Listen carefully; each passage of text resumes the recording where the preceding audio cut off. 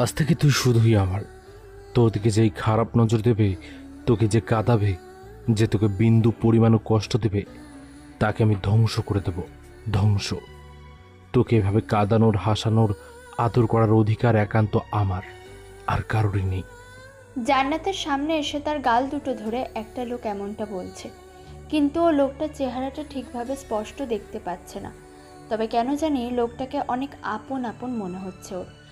কেন জানি লোকটার বলা সব কথাগুলো জান্নাতের খুব করে বিশ্বাস করতে ইচ্ছা করছে।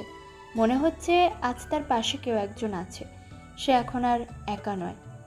হঠাৎ পানির ঝটকা এসে পড়ল জান্নাতের গায়ের উপর।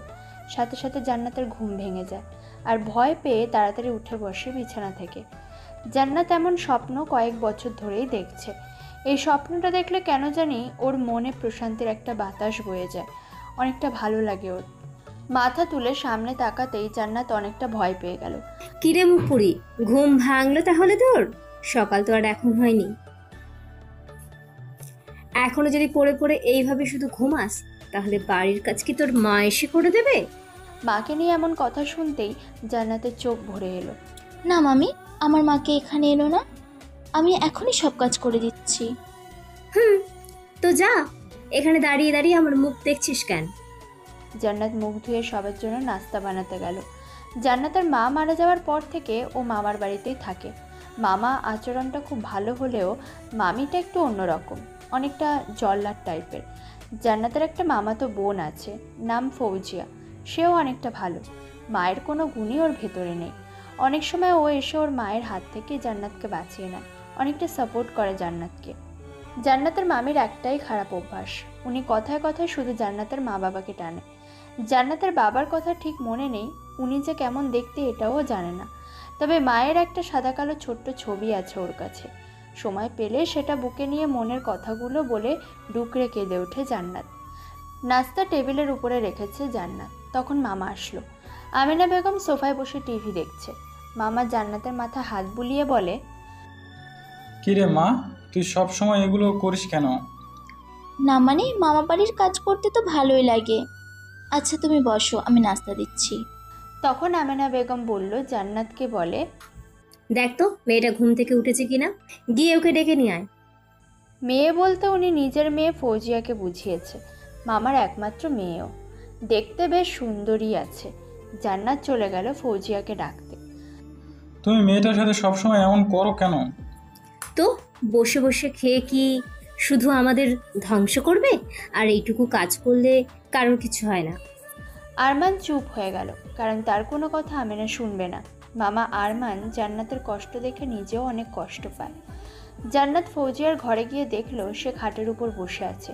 আপু তোমাকে মামি ডাকছে। ফৌজিয়া জান্নাতের দিকে ফিরে মুচকি হাসি দিয়ে নিজের কাছে ডাকলো। জান্নাত একটু হাসি দিয়ে তার কাছে চলে গেল। কাছে যেতেই ফৌজিয়া ওর হাতটা ধরে বলল, আমার ছোট্ট বোনটার মনে অনেক কষ্ট, তাই না? হাত ধরায় জান্নাত হঠাৎ চিৎকার করে উঠল। ফৌজিয়া তাড়াতাড়ি করে দেখতে লাগলো হাতে কি হয়েছে। দেখে জান্নাতের ডান হাতের অনেকটা অংশ পুরো লাল হয়ে গেছে। কি করে হলো? ফৌজিয়া জিজ্ঞেস করলো। হালকা হেসে জান্নাত বলল, একটু পুড়ে গেছে, এতে কিছু হবে না। বলেই ও ওর হাতটা লুকিয়ে ফেলল। ফৌজিয়া উঠে ড্রয়ার থেকে মলম বের করে লাগিয়ে দিচ্ছে আর বলে, মা তোকে অনেক কাজ করায়, তাই না? অনেক কষ্ট হয় তোর। দেখবি একটা সময় এমন আসবে যখন তোর কোনো কাজ করতে হবে না। একটা রাজপুত্র এসে তোকে কোনো কাজ করতে দেবে না, তখন আর তোর কোনো কষ্ট থাকবে না। লন্ডন একটা ব্যস্ত সিটি। রাতের বেলা শহরটাকে অন্য রকম লাগে। জাবির রাস্তা দিয়ে পাগলের মতো ছুটছে, তার পেছনে কয়েকজন, হাতে ধারালো অস্ত্র। সে বারবার একটা নাম্বারে কল করে যাচ্ছে, কিন্তু কোনো রেসপন্স পাচ্ছে না। ছুটতে ছুটতে এমন জায়গায় চলে আসলো যে সেখানে কোনো পথ খোলা নেই পালানোর জন্য।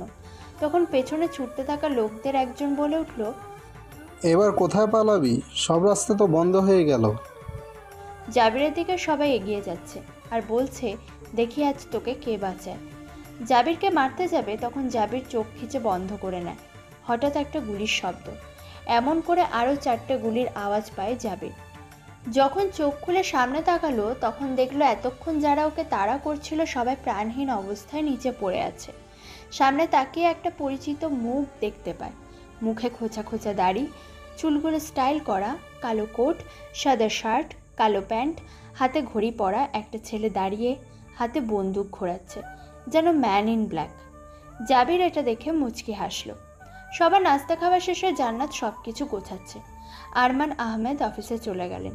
কিছুক্ষণ পরে ফৌজিয়াও কলেজে চলে গেল। আমেনা বেগম টিভি দেখছে। জান্নাত থালা বাসনগুলো পরিষ্কার করছে। জান্নাতও কলেজে পড়ে, তবে শুধু পরীক্ষা দিতে যায়। অনেক ভালো ছাত্রী জান্নাত। আমেনা বেগম চিৎকার করে বলল, জান্নাত 1 কাপ চা দিয়ে যা।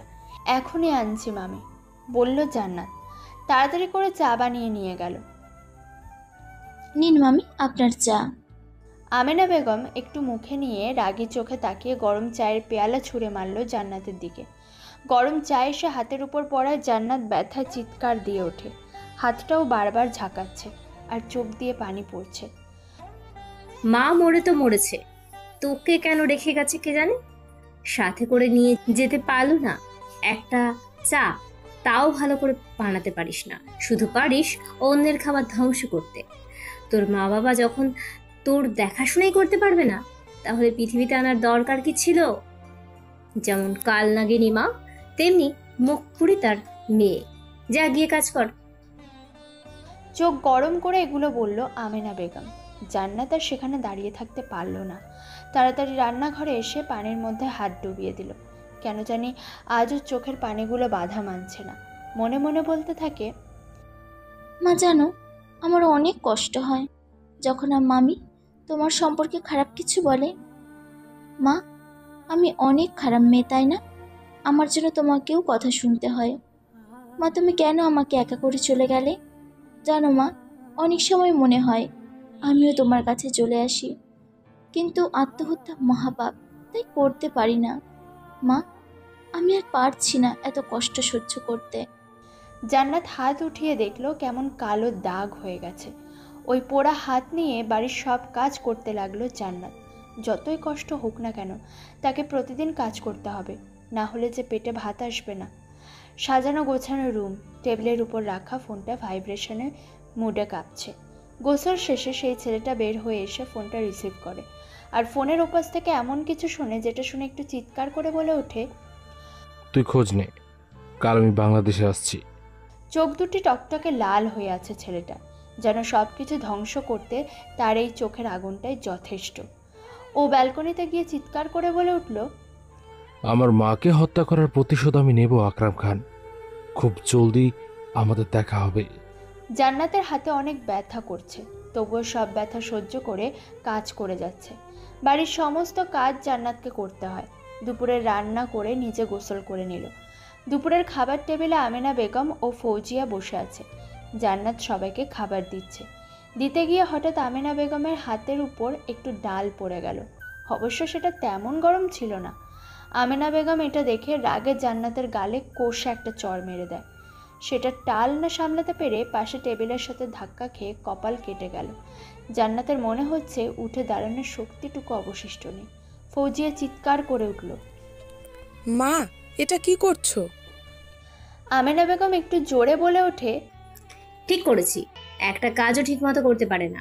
দোষ অবশ্য তোর না, সব দোষ তোর মায়ের। নিজে তো মরেছে, তোকে কেন রেখে গেছে? তুইও কি তোর মায়ের মতো মরতে পারিস না? ফৌজিয়া জান্নাতকে তুলতে তুলতে বলে, মা, তুমি সত্যি অনেক পাষাণ। আর সব কথায় তুমি ফুফিকে টেনে আনাটা কি খুব জরুরি? এটা বলে ও টেনে নিয়ে গেল জান্নাতকে ওর নিজের রুমে। জান্নাত কেঁদেই যাচ্ছে। তাকে কিছু বললে সেটা সে মেনে নেয়, কিন্তু ওর জন্য ওর মাকে খারাপ কথা শুনতে হয় এটা কিছুতেই মানতে পারে না। ফৌজিয়া জান্নাতের কপালে মলম লাগিয়ে দিল। তুই তো জানিস মা কেমন, কিছু মনে করিস না। তুই এখানে বস, আমি তোর জন্য খাবার নিয়ে আসি। জান্নাত কেঁদেই যাচ্ছে।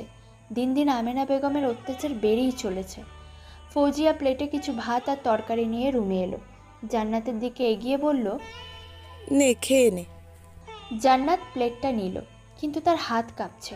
ফৌজিয়া খেয়াল করে দেখল ডান হাতের অনেক অংশ কালো হয়ে আছে। জান্নাত সেটা ঢাকার বৃথা চেষ্টা করলো। কি করে হলো? কড়া গলায় বলে উঠল ফৌজিয়া। জান্নাত কিছুটা ঘাবড়িয়ে বলল, রান্না করতে কি একটু লেগে গেছে। তখন এই হাত কাঁপার কারণে আমেনা বেগমের হাতের উপরে ডাল পড়েছিল।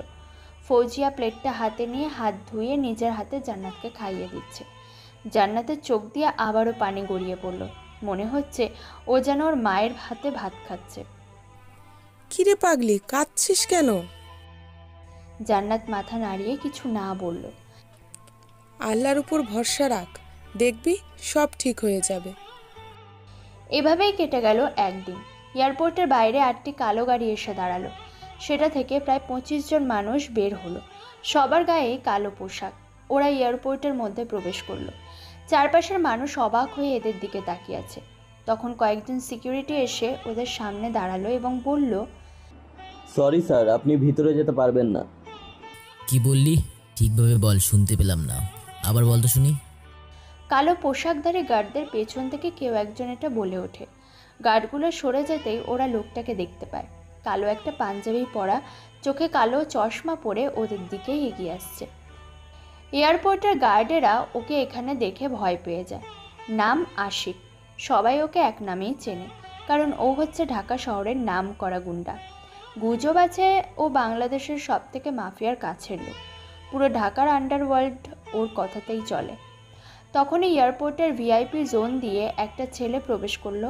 পরনে কালো কোটের নিচে সাদা শার্ট, কালো প্যান্ট, চুলগুলো স্টাইল করা, হাতে ঘড়ি, চোখে সানগ্লাস পরা। নাম শ্রাবণ মাহমুদ আকাশ। দেশের সফল বিজনেসম্যানদের মধ্যে একজন। কিন্তু এর আরও একটি পরিচয় আছে। সে হচ্ছে টিম ব্ল্যাক মাফিয়ার লিডার। মানুষ তাকে কোল্ড মাইন্ডের কিলার বলে থাকে, কারণ সে ওর খারাপ কাজে কখনো কোনো প্রমাণ রাখে না। আশিক আকাশের দিকে এগিয়ে এসে বলে, আসসালামু আলাইকুম ভাই, কেমন আছেন? আকাশ একটু অবাক হয়ে বলে, ওয়ালাইকুম সালাম। তুইও পারিস? এখন দেখ ওইটা কোথায় আছে, আমি গাড়িতে গেলাম। এটা বলে সেখান থেকে চলে গেল আকাশ। আশিক একটু সামনে এগোতেই দেখে জাবির একটা বিদেশি সাদা চামড়ার মেয়ের সাথে ফ্লার্ট করার চেষ্টা করছে। আশিক সেটা দেখে হেসে দিল আর নিজে নিজেই বলে ওঠে, শালা জীবনেও ঠিক হবে না। হঠাৎ জাবির আশিককে দেখতে পায়। ও ডেকে বলে, দোস্ত দেখ তোর নতুন ভাবি কেমন। আশিক মেয়েটার দিকে তাকাতে মেয়েটি হালকা হাসলো। মেয়েটি হয়তো ওদের কথা বুঝতে পারেনি, আর বেচারি না বুঝেই হাসলো। নাম জাবির, আকাশের কাছের বন্ধু একজন। কিভাবে কি করতে হবে এসব বিষয়ে খুব অভিজ্ঞ। তবে একটাই দুর্বলতা, সেটা হচ্ছে মেয়ে। এয়ারপোর্ট থেকে সবাই বাড়ির উদ্দেশ্যে রওনা দিল। আশিক, এবার বল আকরাম খান কোথায়? সেটা এখনো ঠিকভাবে জানতে পারেনি, তবে উনি ঢাকাতে আসছে এটা শিওর। আকাশ অনেকটা রাগ নিয়ে বলে, আকরাম খান যেখানে থাকুক না কেন, ওর মৃত্যু আমার হাতেই লেখা। তখন জাবির পাশ থেকে বলে ওঠে, ভাই ভুলে যাস না, উনি কিন্তু তোর বাবা। এটা শুনে তাচ্ছিল্য করে হেসে ওঠে। জান্নাত সকালে ভোরে উঠে নামাজ পড়ে কাজে হাত দিয়েছে, এখনও কাজ করে যাচ্ছে। কথায় কথা আমেনা বেগম ওকে খোঁটা দেয়। এতিম মেয়েটার প্রতি তার কোনো মায়া কাজ করে না। রাতে সবাই একসাথে বসে খাচ্ছে। তখন জান্নাত বলে, মামা, কালকে আমার একটু কলেজে যেতে হবে, সামনেই তো পরীক্ষা। এটা শুনতেই আমেনা বেগম তেলে বেগুনে জ্বলে উঠে বলে, না না না, এই বাড়িতে থাকতে হলে এইসব পড়ালেখা আর চলবে না।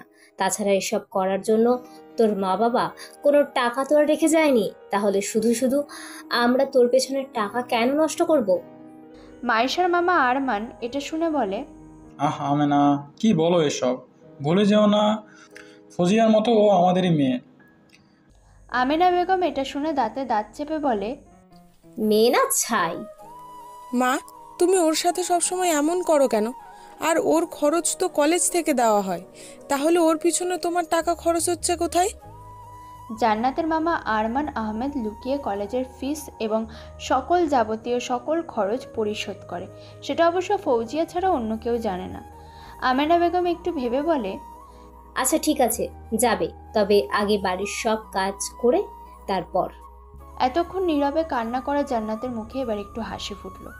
আকাশের চোখের ঘুম হারিয়ে গেছে। শুধু সেই রাতের কথা মনে পড়ছে, যে রাতের অন্ধকার কেড়ে নিয়েছিল তার জীবনের একমাত্র আলোকে। এখন সে প্রতিশোধের আগুনে নিজেকে পোড়াতে চায়। দেখতে দেখতে কেটে গেল রাতটা। পরের দিন খুব সকালে জান্নাত ঘুম থেকে উঠে যায়। বাড়ির সব কাজ গুছিয়ে সকলের জন্য নাস্তা তৈরি করে নেয়। ভাই আজকে ড্রাগনের লোকরা আমাদের এলাকায় এসে ড্রাগস ডিল করতে প্ল্যান করছে।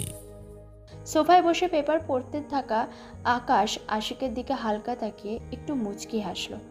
আকরাম খান এই ড্রাগনের হয়ে কাজ করত, তাই ড্রাগন তার শত্রুর তালিকায় 2 নম্বরে। ব্যাপারটা আমি দেখছি। এটা বলে আকাশ আবার পেপার পড়ায় মন দিল। আমিনা বেগম নিজের ঘর থেকে বেরিয়ে অবাক হয়ে গেল, কারণ এত জলদি জান্নাত সব কাজ করে ফেলেছে। সবাই সকালে নাস্তা করে নিল। জান্নাত রান্নাঘরে বসে খাচ্ছে। ফৌজিয়া মামা অনেক করে বলে যে টেবিলে বসে খেতে, কিন্তু তার একটাই কথা, টেবিলে বসেও খেতে পারে না। আমিনা বেগমকে হনহন করে ঘরে যেতে দেখে আরমান আহমেদ অবাক হয়। আমিনা বেগম আলমারি থেকে সব কাপড় বের করে বাইরে নিয়ে এলো, জান্নাতের দিকে ছুঁড়ে দিয়ে বলল, যা ভালো করে পরিষ্কার করবি যা। জান্নাত একবার কাপড়ের দিকে তাকায়, আরেকবার আমিনা বেগমের দিকে। জান্নাত অনেকটা করুণভাবে বলে, সবগুলো এখন পরিষ্কার করতে হবে? হ্যাঁ, এগুলো পরিষ্কার করার পর কলেজে যাবি। কিন্তু কোনো কিন্তু নাই, যাইতে হলে এগুলো পরিষ্কার করে তারপরই যাবি। কড়া কণ্ঠে এটা বলে আমিনা বেগম সেখান থেকে চলে গেল। জান্নাতের মুখখানি কালো মেঘের মতো হয়ে এলো। মনে হচ্ছে চোখ দিয়ে এখনই বৃষ্টি ঝরবে। এতগুলো কাপড় কিভাবে পরিষ্কার করবে? ওর হাতে তো সময়ও নেই, কলেজের সময় হয়ে গেছে। ও বুঝতে পেরেছে আমিনা বেগম ইচ্ছা করেই এমনটা করছে, যাতে করে জান্নাত কলেজে যেতে না পারে। দেরি না করে জান্নাত সেগুলো পরিষ্কার করতে শুরু করে দিল। কাজ শেষ করতে অনেকটা দেরি হয়ে গেছে ওর। তাড়াতাড়ি তৈরি হয়ে আমিনা বেগমকে বলে কলেজের উদ্দেশ্যে রওনা হলো। এত তাড়াতাড়ি সব কাপড় পরিষ্কার করে আমিনা বেগমের সামনে যখন দাঁড়ালো, তখন সে অনেকটাই অবাক হয়েছিল। চলে আসার সময় উনি বলে দিয়েছেন তাড়াতাড়ি ফিরতে। জান্নাত কলেজে এসেছে। এখানকার নামকরা কলেজ এটা। জান্নাত হাঁটছিল, তখন হঠাৎ পেছন থেকে কেউ তার চোখ আটকে ধরল। এতে জান্নাত অনেকটা অবাক হয় আর হেসে বলে, মিম, এটা তুই তাই না? মিম হচ্ছে জান্নাতের একমাত্র বান্ধবী। মিম ওকে ছেড়ে দিয়ে মুখ বেঁকিয়ে বলে, ধুরবাল, তুই বারবার কিভাবে বুঝিস যে এটা আমি? জান্নাত হেসে বলে, তুই বুঝবি না, চল অফিস রুমে, ফর্ম ফিল আপ করতে হবে। এটা বলেই জান্নাত অফিস রুমের দিকে যাচ্ছিল। আরে কই যাস? আজ তো হবে না, প্রিন্সিপাল স্যার আজকে আসবে না। আচ্ছা যাই হোক, এখন বল তো কেমন আছিস তুই? জান্নাত মন খারাপ করে বলে, আমি তো ভালো আছি, কিন্তু স্যার কেন আসবে এখানে? সেটা তো জানি না, তবে কালকে সবাইকে আসতে বলা হয়েছে। তাহলে আমি যাই রে, কালকে আবার আসার চেষ্টা করব। দুটো লোক হাঁটু ভাঁজ করে বসে আছে। তাদের শরীরের বিভিন্ন অংশ দিয়ে রক্ত বের হচ্ছে। ওরা ভয়ার্ত কণ্ঠে বলল, ভাই আমাদের ক্ষমা করে দিন, আমরা কিছু জানি না। আকাশ ওদের সামনে দাঁড়িয়ে পিস্তল ঘোরাচ্ছে। তাদের কথা শুনে ওদের সামনে বসে পড়ল। বসে থাকা দুটো লোকের মধ্যে একটির কপাল থেকে একটু রক্ত হাতের আঙুলে লাগিয়ে বলল, তাই নাকি? তোরা সত্যিই কিছু জানিস না? তাহলে তোরা তো আমার কোনো কাজেরই না। বলেই ঠাস ঠাস করে দুজনের কপালে দুটো বুলেট ভরে দিল। হঠাৎ কোথা থেকে একটা মেয়ের চিৎকারের আওয়াজ ভেসে এলো। আকাশ সামনে তাকাতেই দেখে একটা মেয়ে অনেকটা ভয়ে ওদের দিকে তাকিয়ে আছে। মেয়েটা দেখতে শ্যামবর্ণের। সে যে অনেক সুন্দরী এমন না, অনেকটা সাধারণের ভিতরে অসাধারণ কেউ। মেয়েটার চোখে মুখে যেন একটা মায়া আছে, হে যেন এক মায়াবতী। আকাশ অনেকটা অবাক হয়ে তাকিয়ে আছে ওই মায়াবতীর দিকে। তাকে দেখে আকাশ কোন এক ঘোরের মধ্যে চলে গেল। একে যেন ও আগে কোথাও দেখেছে। জাবিরের ধাক্কায় বাস্তবে ফিরল আর সামনে তাকিয়ে দেখে মায়াবতী সেখানে নেই। জাবির বলে, ভাই মেয়েটা তো দেখে নীল। খোঁজ নে কে এই মেয়ে, ওর পুরো ডিটেলস আমার চাই। জান্নাত মিমের থেকে বিদায় নিয়ে বাড়ির দিকে যাচ্ছিল। তার কাছে বাড়তি কোনো টাকা না থাকায় হেঁটেই যাচ্ছে। হঠাৎ কোথা থেকে কান্নার আওয়াজ পেলে কৌতূহলবশত সে সেটার উৎসটা দেখতে যায় আর দেখে দুটো লোক একটা লোকের সামনে আকতি মিনতি করছে। হঠাৎ দাঁড়িয়ে থাকা লোকটা ওদের কিছু বলে বুলি করে দিল। এটা দেখে জান্নাত ভয়ে চিৎকার করে উঠল। তখন সামনে থাকা লোকটা জান্নাতকে দেখে নেয়। জান্নাতের শরীর যেন ঠান্ডা হয়ে আসছে ছেলেটার ওভাবে তাকানো দেখে। তবে কেন জানি ওর মনে হচ্ছে এই চোখ দুটো ওর পরিচিত, কোথাও জানি দেখেছে। কোনোভাবে ও সেখান থেকে ছুটে পালিয়ে এলো। জান্নাত এক ছুটে বাড়ি চলে এলো। সারা শরীর ঘামে ভিজে গেছে। আমিনা বেগম জান্নাতের এমন অবস্থা দেখে অনেক অবাক হলো। টেবিলে রাখা এক জগ পানি সে ঢকঢক করে খেয়ে ফেলল। জান্নাতের গা হাত পা এখনও কাঁপছে। চোখের সামনে একটু আগে ঘটে যাওয়ার চিত্রটা ভাসছে। আমিনা বেগম ওর দিকে এগিয়ে এসে বলল, কি হলো, এমন করছিস কেন? ঘাড়ে ভূত টুত লেগেছে নাকি? জান্নাত এখনও দাঁড়িয়ে ওসব ভেবে যাচ্ছে। আমেনা বেগমের কোনো কথা তার কান পর্যন্ত পৌঁছাচ্ছে না। আমেনা বেগম এবার অনেকটা রেগে জান্নাতকে ধাক্কা দিয়ে বলল, কি হয়েছে তোর? জান্নাত কিছুটা ঘাবড়ে আমেনা বেগমের দিকে তাকালো, বলল, না কিছু না। ভয়ে যেন ওর মুখ দিয়ে কোনো কথাই বের হচ্ছে না। তাহলে দাঁড়িয়ে আছিস কেন? যা, অনেক কাজ পড়ে আছে। জান্নাত আর কোনো কথা না বলে চলে গেল। বাড়ির সব কাজ সে করলো। কারোর সাথে কোনো কথা বলছে না জান্নাত। তার মাথায় একটা চিন্তা, কতটা নিষ্ঠুর হলে কেউ কাউকে এমনভাবে খুন করতে পারে। জান্নাতের শরীরটা আজ ভালো ঠেকছে না তার কাছে। মাথা অনেক ভার ভার মনে হচ্ছে, সাথে ভয় হচ্ছে খুব। রাতে খাবার খাওয়ার সময় আরমান আহমেদ জান্নাতকে দেখে বলে, মা তুই ঠিক আছিস তো? তোকে এমন দেখা যাচ্ছে কেন? জান্নাত ওনার দিকে তাকিয়ে বলে, না কই, আমি ঠিক আছি। আরমান জান্নাতের মুখের দিকে তাকিয়ে একটা দীর্ঘশ্বাস ফেলে আবার খাওয়ায় মন দিল। ফৌজিয়ার মনে খটকা লাগছে। মেয়েটা মন মরা হয়ে দাঁড়িয়ে আছে, কথাগুলো বেঁধে বেঁধে যাচ্ছে। কুছ তো গড়বড় হ্যায়। আকাশ বারান্দা দাঁড়িয়ে সকালে দেখা মায়াবতীর কথা ভাবছে। তখন জাবির এলো। শব্দ পেয়ে আকাশ পেছনের দিকে ফিরল। মেয়েটার সব খবর পেয়েছি। ওর নাম জান্নাত। মা বেঁচে নেই, বাবা ছোটবেলা থেকেই না পাত্তা, থাকে মামার বাসায়। একটা মামাতো বোন আছে, দেখতে অনেক সুন্দর, কিন্তু মামিটা অনেক জল্লাদ, উঠতে বসতে অনেক অত্যাচার করে। ভাবি অনেক ভালো, 5 ওয়াক্ত নামাজ পড়ে। এটা বলে জাবির হাসতে থাকে। আকাশ বলে, তুই অনেক দূরেই চলে গেছিস, জলদি ওখান থেকে ফিরে আয়।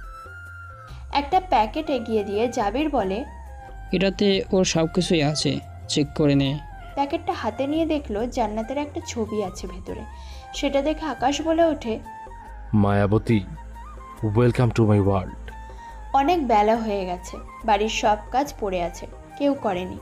আমেনা বেগম ঘুম থেকে উঠে দেখলো সব কিছু সেভাবেই অপরিষ্কার হয়ে পড়ে আছে। এটা দেখে আমেনা বেগমের রাগে চোখ লাল হয়ে উঠেছে। চিৎকার করে ডেকে উঠল জান্নাতকে, কিন্তু জান্নাতের কোনো উত্তর আসলো না। আমেনা বেগম রেগে মেগে জান্নাতের ঘরের দিকে এগিয়ে গেল এবং যেটা দেখলো সেটা দেখে রাগের পরিমাণ আরও বেড়ে গেল। জান্নাত এখনও শুয়ে আছে কাঁথা মুড়ি দিয়ে। এটা দেখে দাঁত কিরমির করে বলতে থাকে, এটাকে কি নিজের বাপের বাড়ি পেয়েছে নাকি, যে যখন যা ইচ্ছা তাই করবে? দাঁড়া, আজ তোকে গরম পানিতে চোবাবো। যখন ঘর থেকে বের হবে তখন আমেনা বেগম খেয়াল করলো জান্নাত কিছু বলছে আর কাঁপছে। আমেনা বেগম কাছে গিয়ে দেখে জান্নাতের গায়ে অনেক জ্বর, আর জন্য বেঘরে বকছে। আমাকে ছেড়ে দিন, আমি কিছুই দেখিনি, দয়া করে আমাকে মারবেন না। জ্বরে যেন কাঁপুনে দিয়ে উঠছে জান্নাত। এটা দেখে আমেনা বেগম শয়তানি হাসি দিল আর মনে মনে বলল, মর তুই মরলেই আপদ বিদায় হবে। খুশি মনে আমেনা বেগম চলে গেল রুমে।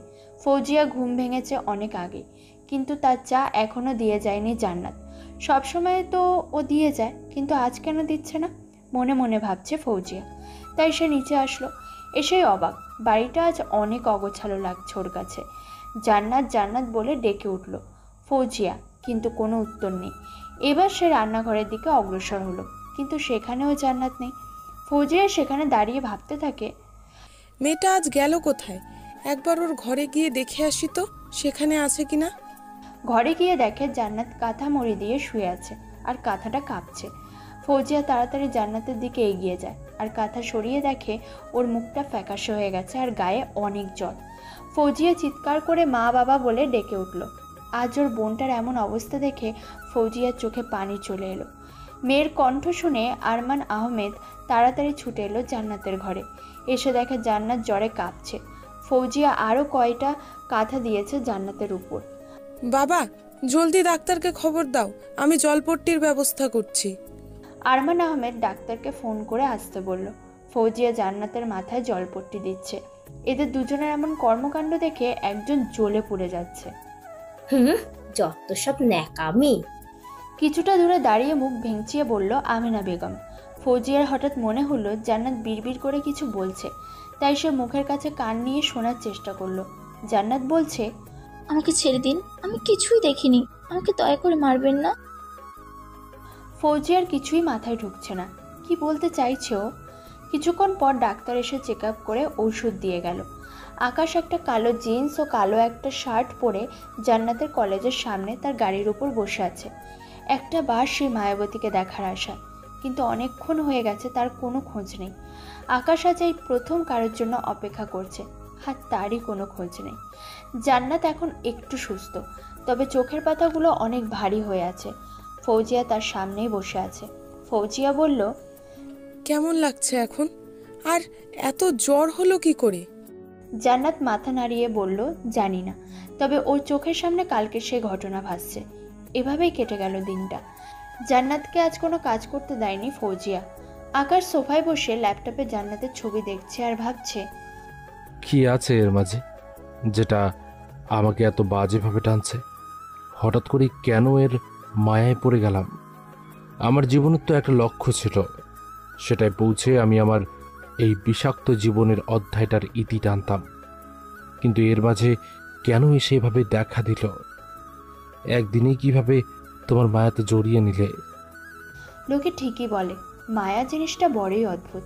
এর জন্ম আছে কিন্তু মৃত্যু নেই, অনুভূতি আছে কিন্তু শান্তি নেই। হুট করে মানুষ মায়ায় পড়লেও হুট করে সেই মায়া কাটিয়ে বেরিয়ে আসতে পারে না। পরের দিন সকালবেলা জান্নাত অনেকটা সুস্থ হওয়ায় আগের মতো কাজ করতে লাগলো। আমেনা বেগম হঠাৎ করে পেছন থেকে বলে ওঠে, শোন জান্নাত। জান্নাত পেছন থেকে হঠাৎ আওয়াজ পাওয়ায় অনেকটা ঘাবড়ে লাফিয়ে ওঠে। পেছনে ফিরে দেখে আমেনা বেগম, তাই একটা স্বস্তির নিঃশ্বাস ছাড়ে। ওই ঘটনার পরে জান্নাতের মনে এক ধরনের ভয় বাসা বেঁধেছে। আমেনা বেগম বলে, শোন না জান্নাত, আজকে ফৌজিয়াকে পাত্রপক্ষ দেখতে আসবে, তাই সব কিছু ভালো করে পরিষ্কার করবি। জান্নাত উত্তরে মাথা নাড়ালো। দুপুর গড়িয়ে বিকেল হলো। জান্নাত সব কিছু গুছিয়ে ফৌজিয়ার রুমে চলে গেল। ফৌজিয়া তার মোবাইলে কিছু দেখছে আর মুচকি হাসছে। জান্নাত যে তার রুমে এসেছে সে টেরই পায়নি। ফৌজিয়া তার ফোনে একটা ছেলের ছবি দেখছে। আপু, কে ছেলেটি? হঠাৎ কেউ কিছু বলে ওঠায় ফৌজিয়া একটু ভয় পেয়ে গেল। পরে জান্নাতকে দেখে মুচকি হেসে বলে, না, কেউ না, আজকে আসলে দেখিস। জান্নাত একটু জোরে বলে ওঠে, তার মানে এই কি সেই? ফৌজিয়া জান্নাতকে আর কিছু বলল না। লজ্জায় ওর মুখ লাল হয়ে গেছে। জান্নাত এটা দেখে হেসে দিল। সন্ধ্যায় পাত্রপক্ষ আসবে, তাই জান্নাত সব কিছু ভালো করে চেক করে দেখলো সব কিছু ঠিক আছে কিনা। তখন কলিং বেল বেজে উঠল এবং সেটা কন্টিনিউ বাজাতেই লাগলো। জান্নাত দৌড়ে গেল দরজা খুলতে। আমেনা বেগম আর আরমান আহমেদ বাইরে বের হয়ে এলো। জান্নাত দরজা খুলে যাকে দেখলো তাকে দেখে ওর চোখ বড় বড় হয়ে গেল। হাত পা যেন অবশ হয়ে আসছে ওর। অস্বাভাবিকভাবে কাঁপাকাঁপি করছে জান্নাত। আরমান আহমেদ বলল, কে এসেছে জান্নাত? জান্নাত কোনো উত্তর দিচ্ছে না, যেন সে বরফের মতো জমে গেছে। কপালে বিন্দু বিন্দু ঘাম এসে জমাট বেঁধেছে ওর, কারণ তার সামনে দাঁড়িয়ে যে সে হলো শ্রাবণ মাহমুদ আকাশ। অবশ্য জান্নাতের চোখে সে একজন নৃশংস হত্যাকারী। জান্নাত মনে মনে ভাবছে, ইনি এখানে নিশ্চয়ই আমাকে মারতে এসেছে। আরমান আহমেদ একটু এগিয়ে এসে দেখলো দরজার সামনে একটা লোক দাঁড়িয়ে আছে। কে কে আপনি? কাকে চাই? বলল আরমান আহমেদ। আকাশ এতক্ষণ জান্নাতকে নজর ভরে দেখছিল। হঠাৎ চিৎকারের আওয়াজ পেয়ে তার ঘোর ভাঙল। আকাশ আরমান আহমেদের দিকে তাকিয়ে বলল, কিছু কথা বলতে এসেছি আপনাদের সাথে। আকাশের পথ আগলে দাঁড়িয়ে আছে জান্নাত, এজন্য ওকে বলে, যদি সামনে থেকে একটু সরো তাহলে ভালো হতো। জান্নাত কিছুটা অবাক হয়েছে লোকটাকে দেখে। উনি কিছু বলায় জান্নাত তার দিকে মুখ তুলে তাকালো, কিন্তু চোখ আটকে গেল তার চোখের দিকে। জান্নাতের আবারও মনে হতে লাগলো এই চোখ তার পরিচিত, কোথায় যেন দেখেছে। জান্নাতের এমন করে আকাশের দিকে তাকানোটা কেমন জানি টানছে আকাশকে।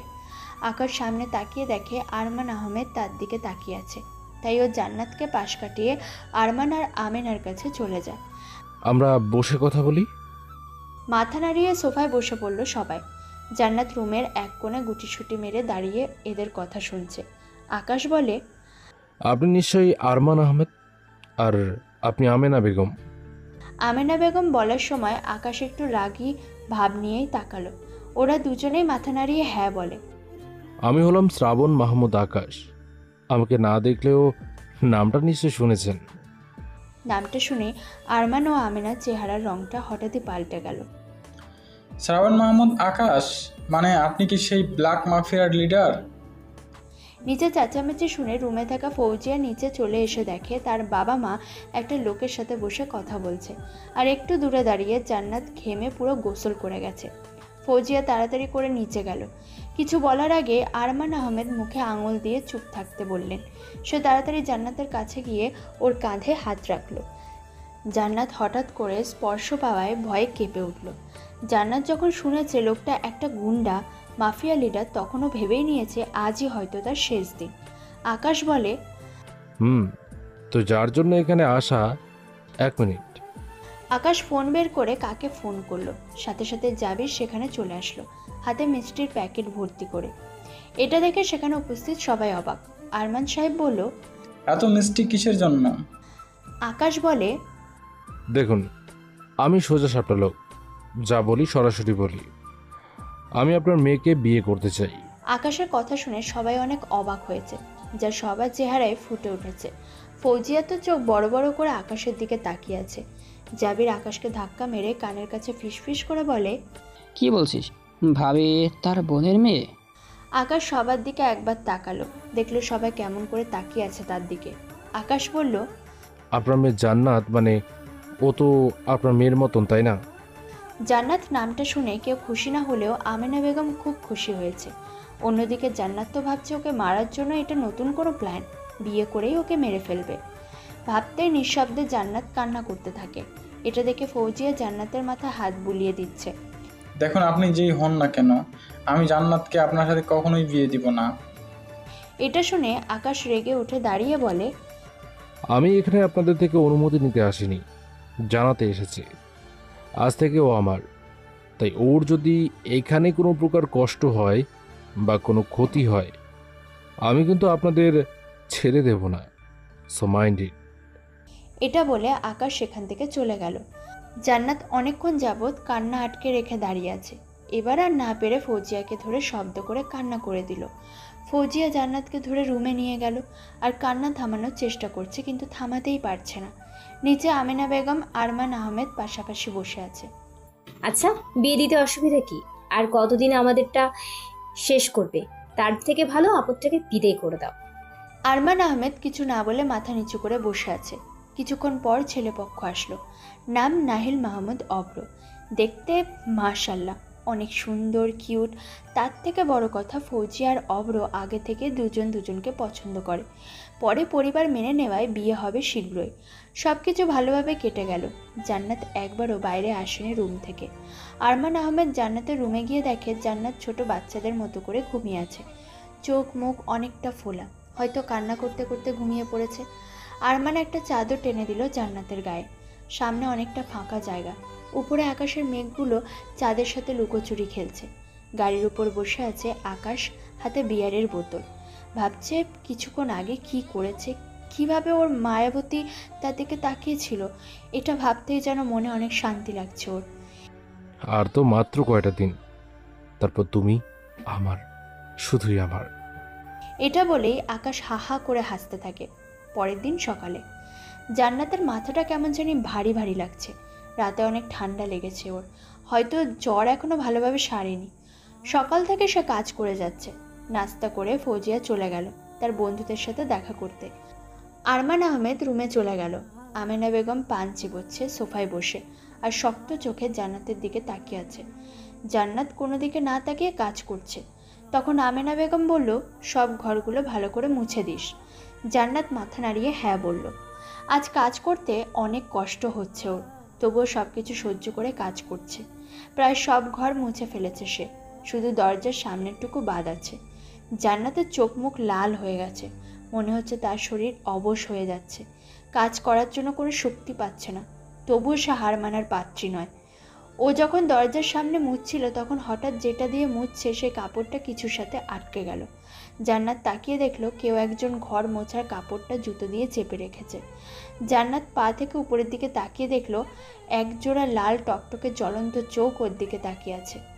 জান্নাত পুরো মুখটা দেখতেই দুহাত পিছিয়ে গেল, কারণ ওর সামনে আকাশ দাঁড়িয়ে আছে আর দেখেই বোঝা যাচ্ছে ও অনেক রেগে আছে। হঠাৎ আকাশ চিৎকার করে বলল, এই কাজ তুই কেন করছিস? বাড়িতে কি কাজের মানুষ নাই? জান্নাত আকাশের এমনভাবে তাকানো আর কথা শুনে খুব ভয় পেয়ে যায় আর ভয়ে ও কান্না করে দেয়। বাইরে থেকে এমন চিৎকার শুনে আরমান আহমেদ আর আমেনা বেগম ছুটে চলে আসলো এবং বাইরে এসে দেখে আকাশ জান্নাতের দিকে রাগীভাবে তাকিয়ে আছে আর জান্নাত মাটির দিকে মুখ করে বসে আছে আর কান্না করছে। আরমান আহমেদ তাড়াতাড়ি জান্নাতের কাছে চলে আসে। জান্নাত ওর মামাকে দেখে মনে একটু সাহস পায়। কি হয়েছে? আপনি এমন সময় এখানে কেন? আকাশ জান্নাতের থেকে চোখ সরিয়ে আরমান আহমেদের দিকে তাকালো আর ওনাকে তাচ্ছিল্য করে হেসে বলে, এখানে কেন? ভালো প্রশ্ন। দেখতে আসলাম আপনারা কেমন মানুষ, আর না আসলে তো জানতেই পারতাম না মানুষ এতটা নিচু মনের হতে পারে। আমার থেকে আপনি জান্নাত বেশি বোঝেন। বেশি না, অনেক অনেক বেশি বোঝেন। আপনি তো জানতেন ও পুরোপুরি সুস্থ না। একবারও কি ওর মুখের দিকে তাকিয়েছেন? আরমান আহমেদ জান্নাতের মুখটার দিকে তাকালো। মুখটা কেমন ফোলা ফোলা, চোখ দুটো লাল হয়ে আছে, চুলগুলো উস্কো খুস্কো করা। ওর মুখে অনেক বেশি ক্লান্তির ছাপ ফুটে উঠেছে। আরে আপনার তো একটা মেয়ে আছে তাই না? তো ওকে দিয়ে কাজ কেন করান না? জান্নাত তো আপনার মেয়ের মতো, হোক সে আপনার বোনের মেয়ে। আপনি কি আপনার বোনকে ভালোবাসতেন না? যদি একটুও বাঁচতেন তাহলে ওকে দিয়ে এমন কাজ করাতে আপনার বিবেকে বাধ্য। কাকে কি বলছি? আরমান আহমেদ এটা শুনতেই চুপ হয়ে যায়, মাথা নিচু করে দাঁড়িয়ে আছে। সত্যি ওনার সামনে প্রতিদিন এসব হচ্ছে, কিন্তু উনি কিছুই করতে পারছে না। তখনই আমিনা বেগম বলে, অন্যের বোঝা আমরা কেন ফ্রিতে টানবো? ওর বাবা মা কি আমাদের কাছে কি খাজনা রেখে গেছে? আকাশ এটা শুনে একটু হাসলো আর বলল, ও তাহলে এই ব্যাপার। আচ্ছা ঠিক আছে। আকাশ ওর পকেট থেকে একটা চেক বই বের করে কিছু লিখে আমিনা বেগমের সামনে ধরে। এতে নিশ্চয়ই 1 মাস এই বোঝাটা বইতে পারবেন। আমিনা বেগম ছো মেরে ওটা নিয়ে দেখলো 1 লাখ টাকার চেক। আরমান আহমেদ কিছু বলছেন না, নিচের দিকে তাকিয়ে আছে। নিজের উপর অনেক রাগ হচ্ছে ওনার। জান্নাত অনেক অবাক হয়ে আছে। লোকটা ঠিক কী করতে চাইছে সেটাও কিছুই বুঝতে পারছে না। সে তো তাকে মারতে চায়, তাহলে এমন করছে কেন? আকাশ জান্নাতের সামনে এসে বলল, জান্নাত রেডি হয়ে নাও, আমরা বেরোবো। জান্নাতের কোনো রেসপন্স না দেখে জোরে বলে ওঠে, কি বলেছি কানে যাচ্ছে না? জান্নাত আকাশের চিৎকার শুনে কেঁপে ওঠে আর মামার পেছনে গিয়ে মুখ লুকালো। আরমান আহমেদ জান্নাতের মাথায় হাত বুলিয়ে বলে, জামা গিয়ে রেডি হয়ে নে। জান্নাত ওর মামার মুখ থেকে এমন কথা শুনে অনেকটা অবাক হয়েছে, তবেও মামার কথার অবাধ্য হয় না, তাই ও উঠে নিজের রুমে চলে গেল। আকাশ সোফায় বসে পেপার পড়ছে। আরমান আহমেদ তার সামনে বসে আছে। সে এখন এক গভীর চিন্তায় মগ্ন। আজ উনি আকাশের চোখে জান্নাতের জন্য খারাপ লাগা, কষ্ট, ভালোবাসার রাগ দেখেছে। মনে হচ্ছে এতদিনে উনি জান্নাতের জন্য পারফেক্ট কাউকে খুঁজে পেয়েছেন, যার কাছে জান্নাত অনেক সুখে থাকবে। ভেবেই মুচকি হাসলো আরমান আহমেদ। জান্নাত রেডি হয়ে চলে এসেছে, মানে চোখে মুখে পানি দিয়ে শুধু জামাটা বদলেছে, তবুও অনেক সুন্দর লাগছে। আকাশ ওকে দেখে মুচকি হেসে বলল, তাহলে চলো যাওয়া যাক। জান্নাত ওর মামার দিকে তাকালো। সে মাথা নাড়িয়ে যেতে বলল। আকাশ গাড়ির সামনে দাঁড়িয়ে আছে। জান্নাতকে আসতে দেখে সামনে দরজা খুলে দিল। জান্নাত কোনো কথা না বলে বসে পড়ল। আকাশ ড্রাইভিং সিটে বসে পড়ল। জান্নাত ভাবছে আজই হয়তো তার জীবনের শেষ দিন। আজ এই মাফিয়া মনে হয় ওকে মেরেই ফেলবে। জান্নাতও আজ প্রস্তুত হয়ে এসেছে মরার জন্য। হাসার আগে মায়ের ছবি দেখে বলে এসেছে, মা আমি আসছি তোমার কাছে। জান্নাত ভাবছে মামা আপুর সাথে আর কখনো দেখা হবে না। এটা ভাবতেই জান্নাতের চোখ ভিজে এলো। আকাশ আজ অনেক খুশি তার মায়াবতী তার পাশে বসে আছে। তবে ওর চোখে পানি দেখে আকাশেরও কেমন জানি খারাপ লাগে। গন্তব্যে পৌঁছে গেল ওরা। গাড়িটা থামতেই আকাশ জান্নাতকে বলে, এভাবে কান্না করছো কেন? হঠাৎ গাড়ি থামায় আর আকাশের এমন প্রশ্নে সে একটু ঘাবড়ে গেল। জান্নাত ভয়ে ভয়ে মাথা নিচু করে বলে, আমাকে কে কি এখনই মেরে মেরে মেরে ফেলবেন? আকাশ জান্নাতের কথা শুনে অবাকও হলো, আবার সাথে খুশিও হলো, কারণ মায়াবতী যে ওর সাথে আজ এই প্রথম কথা বলেছে। আকাশ কিছু না বলে গাড়ি থেকে নেমে জান্নাতকে দরজা খুলে ওকে নামতে বলল। জান্নাত মাথা নিচু করে গাড়ি থেকে নামলো। আমাকে ভয় পাও? জান্নাত মাথা নাড়িয়ে হ্যাঁ বলল। তাহলে ঠিক আছে, বিয়ের পরেও এমনভাবেই ভয় পাবে। ঠিক আছে। জান্নাত কিছুটা অবাক হয়ে গেল বিয়ে কথাটা শুনে। লোকটা তো তাকে মারতে চায়, তাহলে এখানে বিয়ে আসলো কোথা থেকে? এবার জান্নাত মাথা তুলে আকাশ ওর সামনে দাঁড়িয়ে ওর দিকে তাকিয়ে হাসছে। এই প্রথম কোনো ছেলেকে এত কাছ থেকে দেখছে সে। জান্নাত মাথা ঘুরিয়ে দেখল সে তারই কলেজে এসেছে। কলেজের অনেক ছেলে মেয়ে তাদের দিকে তাকিয়ে আছে। যাও, ফর্ম ফিল আপটা করে আসো, আমি এখানেই তোমার জন্য অপেক্ষা করছি। জান্নাত এটা শুনে অনেকটাই চমকে যায়। তবে এই লোকটা কেমন করে জানলো ওর ফর্ম ফিল আপের কথা, আর কেনই বা উনি এতটা ভালো ব্যবহার করছে ওর সাথে? জান্নাত বেশি কথা না ভেবে অফিসের দিকে রওনা দিল। একটু দূরে যেতেই, জান্নাত তুই? ভালোই হয়েছে তুই এসেছিস, স্যার তোকে খুঁজছিল, চল তাড়াতাড়ি। চল। জান্নাতের সব কাজ শেষ করে বাইরে এসে দেখলো আকাশ গাড়ির সাথে হেলান দিয়ে মোবাইল চিপছে। দেখতে বেশ সুন্দর আছে, ফর্সা গায়ের রং, মুখে খোঁচা খোঁচা দাড়ি, কালো প্যান্ট, কালো শার্ট, চোখে সানগ্লাস, চুলগুলো ভালোভাবেই সেট করা। আজ এই প্রথম জান্নাত আকাশকে ভালোভাবে দেখল। কিছুটা দূরে দাঁড়িয়ে অনেক মেয়েরা আকাশকে নিয়েই কথা বলছে। জান্নাতকে দেখে আকাশ তাড়াতাড়ি ওর কাছে এগিয়ে এসে আর বলে, সব কাজ শেষ?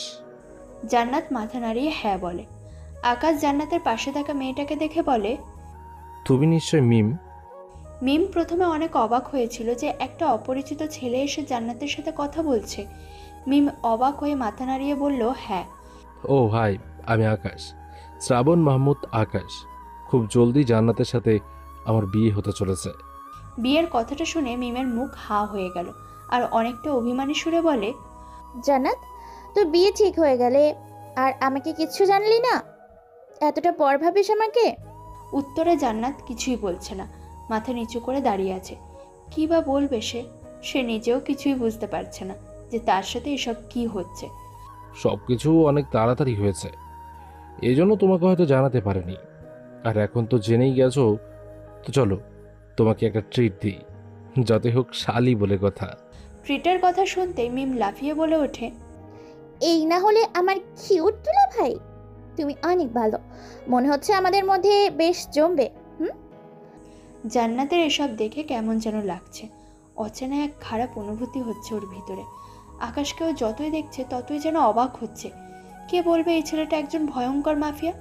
দেখে তো মনে হচ্ছে সাধারণ একজন মানুষ মাত্র। জান্নাত আকাশের দিকে এক নজরে তাকিয়ে এগুলোই ভাবছে। আকাশ মিমের সাথে কথা বলতে বলতে জান্নাতের দিকে তাকিয়ে দেখলো সে তার দিকে অপলক দৃষ্টিতে তাকিয়ে আছে, যেটা দেখে আকাশ মুচকি হাসলো। হঠাৎ জান্নাতের নাক ধরে বলে, কি দেখো এভাবে তাকিয়ে? হঠাৎ কারো ছোঁয়া পেয়ে জান্নাত কেমন যেন কেঁপে ওঠে। সামনে তাকিয়ে দেখে আকাশ তার দিকেই তাকিয়ে আছে। এবার জান্নাতের মনে পড়লো এতক্ষণ সে কি করছিল। সে মনে মনে নিজেকে ধিক্কার দিচ্ছে। কি করে পারলো সে এমন কাজ করতে? ছিছি, কি লজ্জা না পড়তে হলো আজ। আকাশ বলে, কি এমনভাবে দাঁড়িয়ে থাকবে নাকি গাড়িতে উঠবে? সবাই গাড়িতে উঠছে। জান্নাত এবার আর সামনে না বসে পেছনে মিমের সাথে গিয়ে বসলো। আকাশ এটা দেখে রাগ হলেও নিজেকে শান্ত রাখে। জান্নাত পেছনে বসে মিম বলল, দোস্ত তুই সামনে বসবি না। জান্নাত কোনো কথা বলল না। দোস্ত আমরা না পেছনে বসলেই মাথা ঘুরায়, বমি আসে। তুই যখন সামনে যাবি না তাহলে আমিই সামনে গিয়ে বসি, বল না যাবো? জান্নাত মাথা নাড়িয়ে হ্যাঁ বলে। মিম গিয়ে সামনে আকাশের পাশে বসে পড়ল। গাড়ি চালাচ্ছে আকাশ আর মিম তার সাথে বিভিন্ন কথা বলছে আর কিছু সময় পরপর হেসে উঠছে। জান্নাতের প্রথম প্রথম এটা ভালো লাগলেও যত সময় যেতে থাকে ওর ভিতরে কেমন অস্বস্তি হতে থাকে, শরীরের ভিতরে কেমন জানি হতে থাকে। ওর না চাইতে বারবার ও ওদের দুজনের দিকেই তাকিয়ে যাচ্ছে। অজানা এক ব্যথায় ভুগছে জান্নাত। এটা কেমন অনুভূতি জানা নেই ওর। এসব ভাবতে কেন জানি ওর চোখের কোনায় পানিরা এসে ভিড় জমায়। মিমের সাথে কথা বললেও আকাশের নজর সবসময় পেছনে জান্নাতের উপরেই ছিল। জান্নাতের ওভাবে তাকানো দেখে আকাশেরও বেশ ভালোই লাগছিল। হে যেন এক অচেনা অনুভূতি।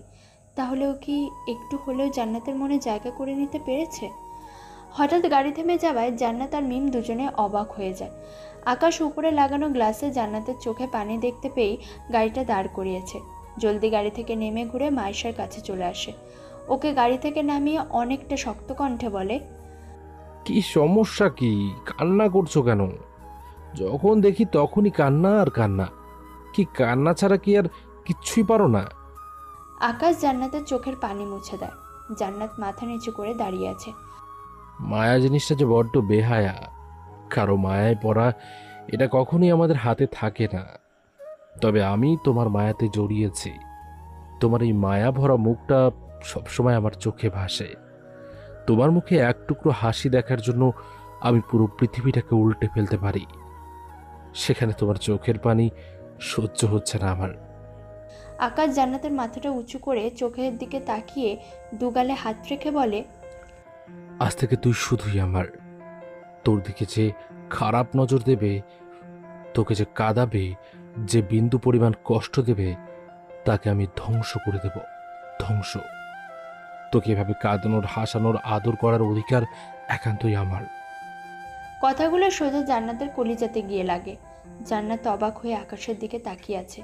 এই কথাটার সাথেও অনেক বাজেভাবে পরিচিত। স্বপ্নের ভিতরে প্রায় 1000 বারেরও বেশি বার এটা শুনেছে। জান্নাত অবাক হয়ে আকাশের দিকে তাকিয়ে মনে মনে ভাবতে থাকে, এটাই কি ওর সেই রাজকুমার, ওর স্বপ্নের রাজকুমার? জান্নাত আকাশের চোখের দিকে তাকায়। এই জন্যই ওর এই চোখ জোড়া এতটা পরিচিত লাগছিল।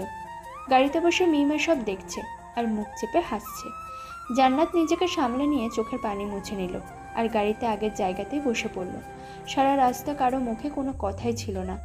একটা রেস্টুরেন্টের সামনে এসে আকাশ গাড়ি থামালো। আকাশ গাড়ি থেকে নামতে রাস্তার ওপাশে আশিককে দেখতে পায়। ও কয়েকটা ছেলের সাথে কথা বলছে। আকাশ ওর ফোনটা বের করে আশিককে ফোন দিল আর হাত উঁচু করে এখানে আসতে বলল। জান্নাত আর মিম অন্যদিকে ফিরে কথা বলছে। আশিক এসে বলে, আরে তুই এখানে? এমনি এসেছিলাম। তা তুই এখানে কি করিস? আর ওরা কারা ছিল?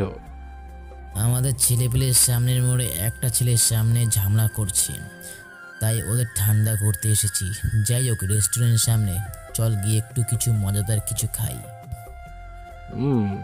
সেজন্যই তো এখানে আমাদের আশা। আমাদের শুনতে আশিক বুঝে যায় আকাশ একা আসে না। আকাশের পেছনে তাকাতেই ও জান্নাতকে দেখতে পায় আর হেসে উঠে বলে, ভাবি আসসালামু আলাইকুম। জান্নাত কি করবে বুঝে উঠতে পারছে না। তখনই আশিকের চোখ পড়ে জান্নাতের সাথে দাঁড়ানো মিমের দিকে। ভাই আমি পারবো না, তোর সাথে এখানে থাকতে আর পারবো না। শুধু ভাবি হলে কথা ছিল, কিন্তু এখানে যে সাথে আছে রক্তচোষা ডাইনি আছে সেটা খেয়াল করিনি। প্লিজ ভাই আমাকে ক্ষমা করে দাও, আমি তোমাদের সাথে থাকতে পারবো না। হঠাৎ আশিকের কি এমন মনে হলো আকাশ সেটা বুঝতে পারছে না। আর রক্তচোষা ডাইনিটা আবার কে?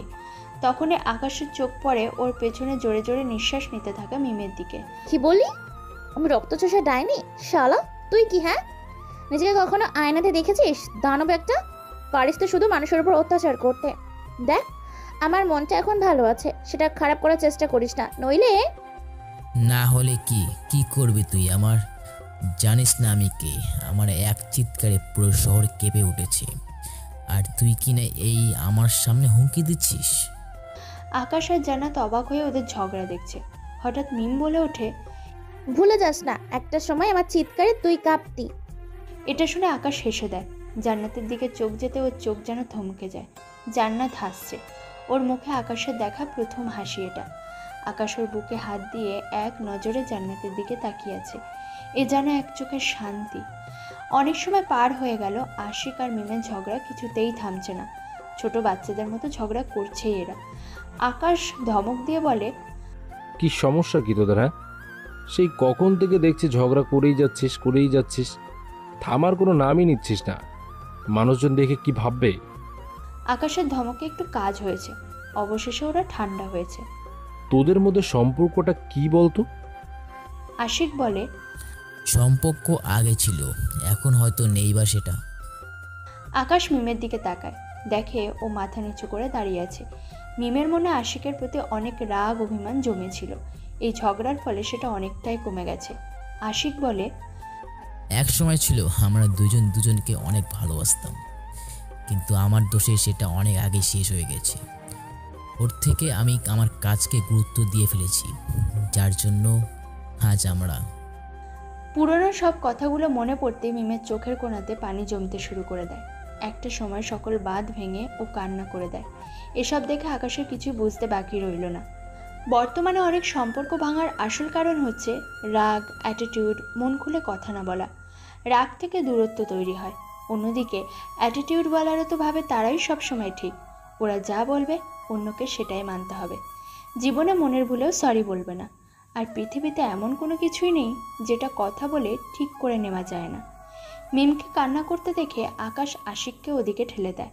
আশিক অনেক যত্নে মিমের চোখের পানি মুছিয়ে সরি বলে। মিম একটু আশিকের দিকে তাকিয়ে ওকে শক্ত করে জড়িয়ে ধরল। আশিক হেসে ওর মাথায় হাত বুলিয়ে বলে, আরে পাগলি, আলাদা আছি তাই বলে এটা নয় যে ছেড়ে দিয়েছি। তাছাড়া আমি ছাড়া এমন কেউ নেই যে তোমার এই রাগের আগুনকে সহ্য করবে। সেটা জানি না, তবে এরপর যদি কখনো তুমি আমায় কষ্ট দাও, মনে রেখো তোমার এই পিস্তল দিয়ে প্রথমে তোমাকে গুলি করব, এরপর নিজেকে শেষ করে দিব। এটা কি কোনো হুমকি ছিল? পাশ থেকে আকাশ কেসে উঠে বলে, আশেপাশে একটু খেয়াল করো শালিকা, কত মানুষ ফ্রিতে সিনেমা দেখে যাচ্ছে। তবে একটা কথা মানতেই হবে, তুমি অনেকটা রোমান্টিক, কিন্তু আমারটা পুরাই গড়ালা। জান্নাত খুব ভালোভাবে বুঝতে পেরেছে আকাশ ওকেই বলেছে এটা, তবে ও এটাতে কোনো রিয়াকশন দেখায় না। তবে বাকি সবাই আকাশের কথা শুনে সবাই হেসে ওঠে। সবাই একসাথে খাওয়া দাওয়া করে বেরিয়ে গেল। মিম গেল আশিকের সাথে, আর জান্নাত আকাশের সাথেই আছে। আকাশ ওকে নিয়ে অনেক ঘুরলো, একটু শপিংও করে দিল। জান্নাতকে বাড়ি পৌঁছে দিতে যাচ্ছে। এমন সময় রাস্তায় এমন কাউকে দেখে যাকে দেখে তার পুরনো দিনের কথা মনে পড়ে যায়। মাথা ঘুরিয়ে অনেকক্ষণ লোকটাকে দেখার চেষ্টা করলো। জান্নাতও এটা খেয়াল করেছে। আকাশের চোখ ক্রমশ লাল হয়ে আসছে। জলদি গাড়িটা ব্রেক করে দাঁড় করালো। মাথা কাজ করছে না। মায়ের কথা, ছোট্ট বোনটার কথা খুব করে মনে পড়ছে, কারণ আকাশ রাস্তার এইমাত্র আকরাম খানকে দেখেছে। দুর্ভাগ্যবশত উনি ওর বাবা। আজ 3 বছর পরে তাকে দেখল। জান্নাতের কেমন জানি মনে হচ্ছে আকাশকে এমন অবস্থায় দেখে। ওর চোখে স্পষ্ট পানি টলমল করছে। এত শক্ত একজন মানুষ এমন অবস্থা দেখে অনেকটা অবাক হচ্ছে জান্নাত। ভিতরে অনেক সাহস সঞ্চয় করে বলে, আপনি ঠিক আছেন তো? আকাশ জান্নাতের দিকে তাকায়। জান্নাত আকাশের চোখের পানি দেখে চমকে ওঠে। তখনই হঠাৎই আকাশ ওকে জড়িয়ে ধরে। হঠাৎ এমনটা হওয়াতে জান্নাত যেন কেঁপে ওঠে। কখনো কোনো ছেলের এতটা কাছে যাওয়া হয়নি ওর, এটাই প্রথম। ওর মনের ভিতরে কেমন জানি লাগছে, সে এক ভিন্ন রকম অনুভূতি, যেটার মানে ঠিক ওর জানা নেই। জান্নাত চোখ বড় বড় করে আছে। এখন ওর কী করা উচিত কিছুই বুঝতে পারছে না। হঠাৎ ও খেয়াল করে কাঁধের অংশটা পরপর কেমন ভিজে যাচ্ছে। জান্নাত মনে মনে ভাবতে থাকে, সত্যি কি লোকটা ওকে জড়িয়ে ধরে কান্না করছে? কিন্তু কেন?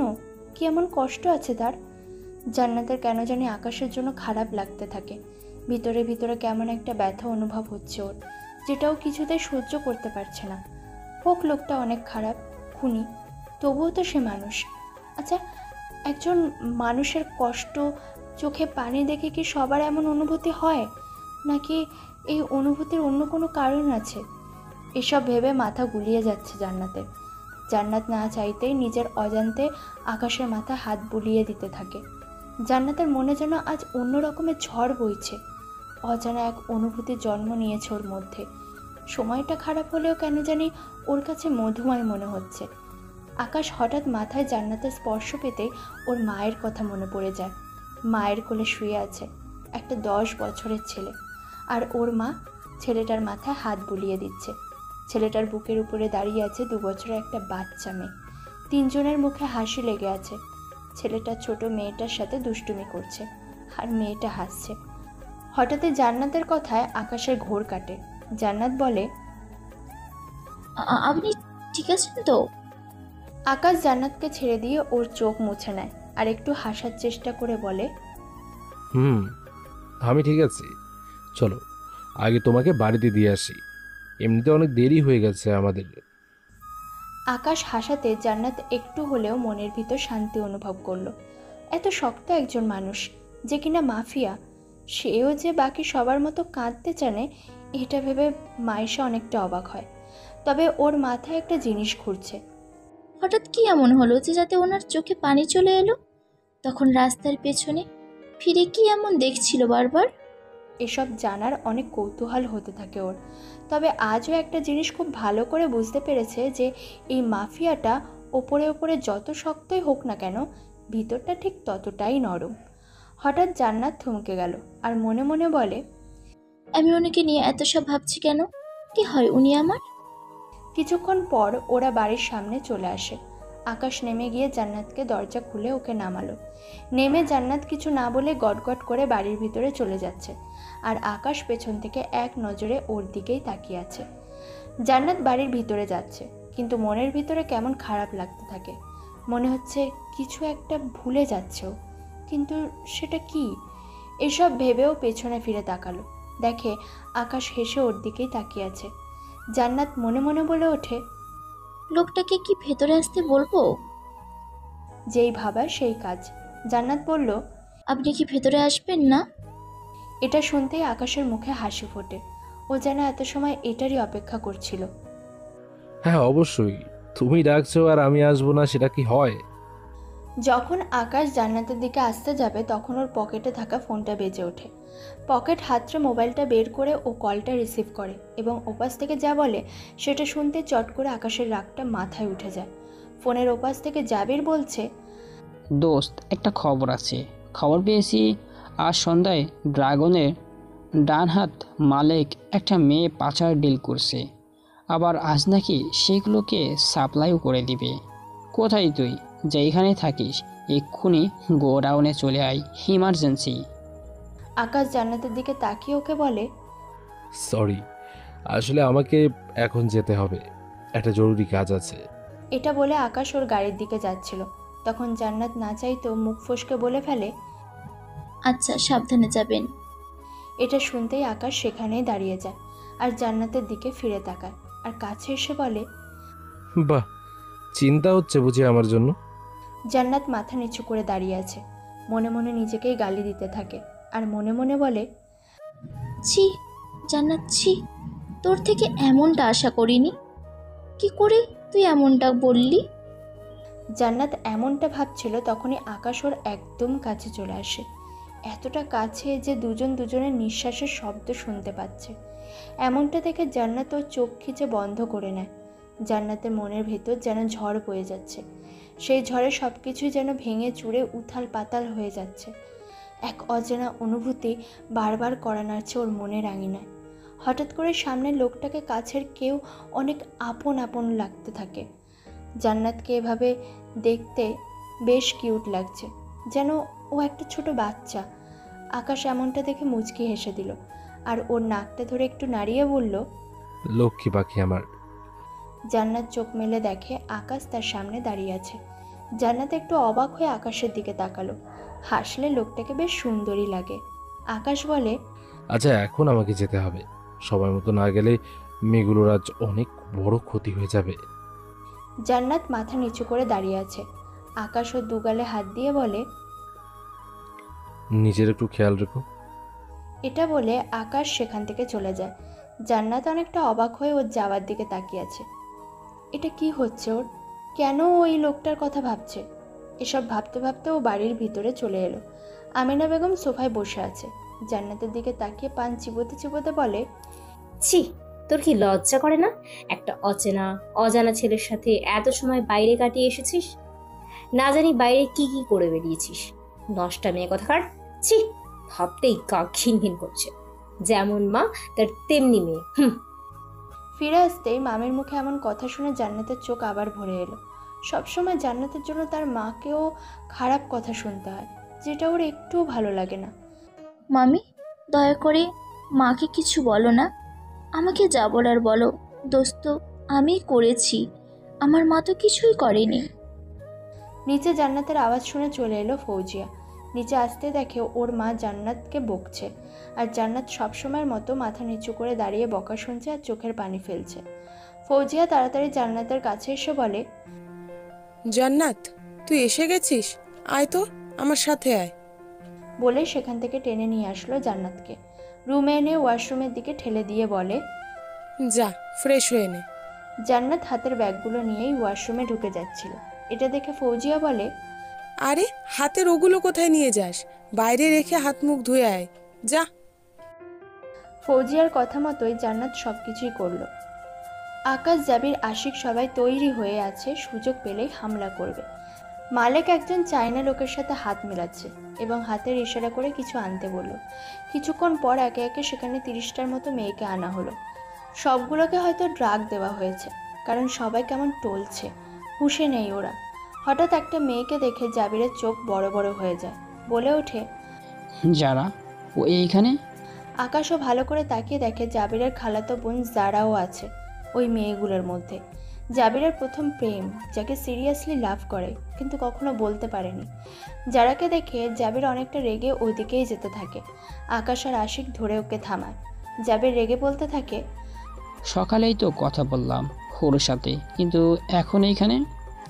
আকাশ কিছু বলবে তার আগে জাবির রাগে গুলি চালিয়ে দিল মালিকের উপর, কিন্তু সেটা মালিকের পাশে থাকা লোকটার লাগলো। এতে সামনাসামনি থাকা দুই দলের মধ্যে গোলাগুলি শুরু হয়ে যায়। কিছু সময় পর যারা বেঁচে যায়, আকাশের লোকেরা ওদের মেরে দেয়, কিন্তু মালিককে ওরা কোথাও দেখতে পায় না। চারিদিকে যেন রক্তের বন্যা হচ্ছে। আকাশ মেয়েগুলোর দিকে এগিয়ে যাচ্ছে, এমন সময় লুকিয়ে থাকা মালিক আকাশের দিকে গুলি চালিয়ে দেয়। হঠাৎ গুলির আওয়াজ পাওয়ায় জাবির ও আশিক আকাশের দিকে তাকায়, দেখে মালিকের গুলিটা আকাশের ডান কাঁধে এসে লেগেছে। আশিক আর জাবির যখন মালিককে গুলি করতে যাবে, ঠিক তখনই দেখে আকাশ ওর হাতে থাকা পিস্তল মালিকের দিকে তাক করে অনেক কষ্টে গুলি চালিয়ে দেয়, আর সেটা গিয়ে সোজা মালিকের বুকে লাগে। আশিক জাবির ছুটে চলে আসে আকাশের কাছে।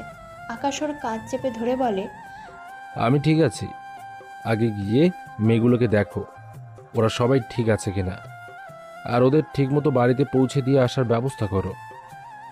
আশিক জোরে গাড়ি চালাচ্ছে হসপিটালে যাওয়ার জন্য। আকাশ ওর পাশের সিটে চোখ বন্ধ করে বসে আছে। আশিক বলে, আজকে আমাদের এমনটা করায় ড্রাগন অনেকটা সাবধান হয়ে যাবে। এবার থেকে যেটা করবে অনেক ভেবেচিন্তে করবে। তাছাড়া আজকের ডিলের জন্য ড্রাগন এখানে নিজে থেকে উপস্থিত থাকতো।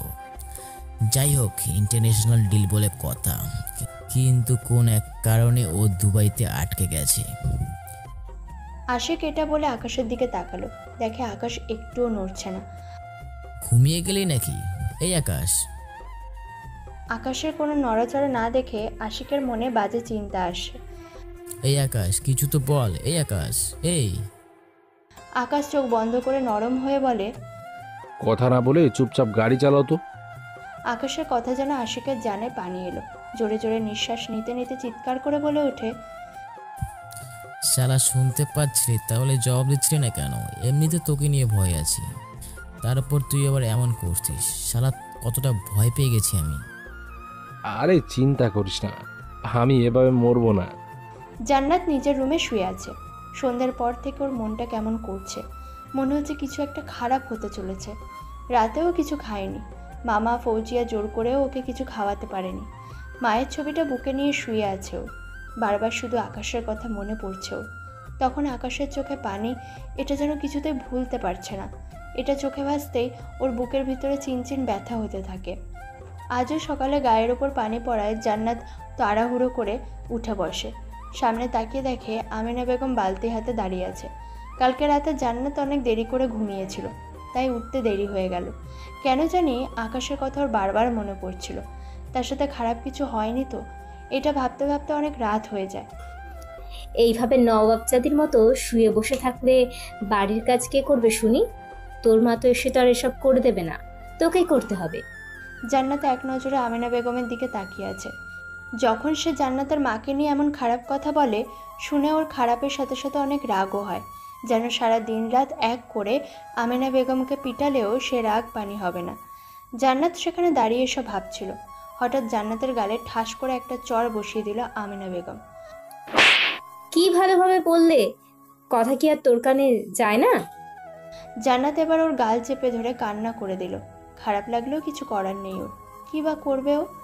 কান্না করতে করতে গিয়ে হাত মুখ ধুয়ে কাজে লেগে গেল। চরের কারণে গালটা লাল হয়ে আছে ওর। সারাদিন কাজের মধ্যেই কেটে গেল, তবে কাজের মধ্যেও কিছু একটা যেন মিস করছে। আগে তো এমন কখনো হয়নি। জান্নাত ওর ঘরে গিয়ে মায়ের ছবিটা দেখছে, তবুও কেন জানি ওর মনটা আজ ঠান্ডা হচ্ছে না। জান্নাত ওর বুকের বাঁ পাশে হাত রেখে বলে, কি হয়েছে আমার? মাকে দেখেও মনের এই জ্বালা মিটছে না কেন? মামা, মামি, আপু সবাই তো এখানেই আছে, তারপরেও কি মিস করছি আমি? কেন আমার বুকের ভেতরটা আজ এমন করছে? তার মানে কি আমি ওনাকে... না না, এসব আমি কি ভাবছি? জান্নাত অন্য কিছু ভাবার চেষ্টা করছে, কিন্তু ঘুরে ফিরে ওর মন শুধু আকাশের কথাই ভাবছে। ভাবে সারাদিন মানুষটা ওর একটাবারও খবর নিল না।